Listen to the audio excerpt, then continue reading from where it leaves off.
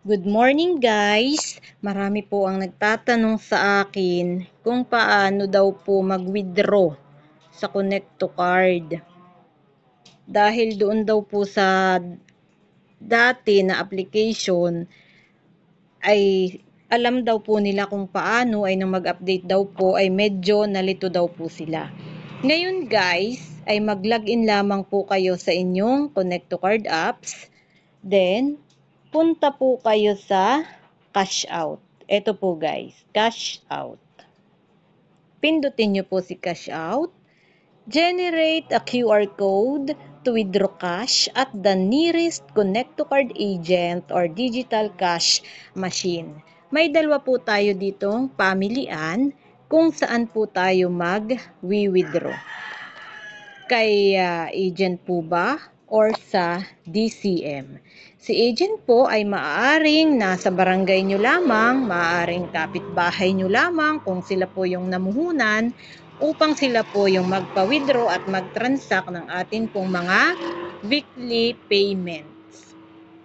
Ngayon po ay kung gusto nyo naman po ay kay DCM, ito naman pong si DCM ay matatagpuan po natin ay sa atin pong Card Bank branch kung saan bayan po tayo miyembro at kung mayroon po doong DCM. Pero dito po sa amin ay meron. Ngayon po, kung meron din po sa inyo at doon nyo po gustong mag-withdraw, pindutin nyo lamang po si DCM. Generate QR code. Mag-generate po tayo ng QR code. Ilalagay po natin ang ating account number. Ngayon po, pipili po tayo ng amount kung magkano po yung gusto po nating withdrawin. Ngayon po, kung wala po sa siyam na family ang nandito, ay itatype po natin ang amount na gusto po nating withdrawin dito po sa enter amount. Ipagpalagay na 200. Ayan po guys, 200. Next, ito po guys. Please wait a minute, kaping mainit. Hintayin lamang po natin guys. Ang tagal naman. Wait daw eh. Yan, ayan na guys. Nakita po natin oh, 0 ang charge, wala pong charge.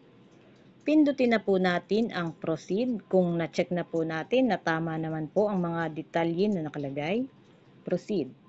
Ngayon guys, ay authorize your transaction by typing your 6-digit MPIN.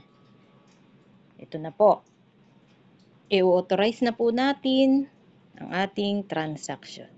At ito na guys, ang QR code na ating na-generate. Itatapat po natin ito sa DCM na atin pong pag-withdrawhan sa Card Bank branch.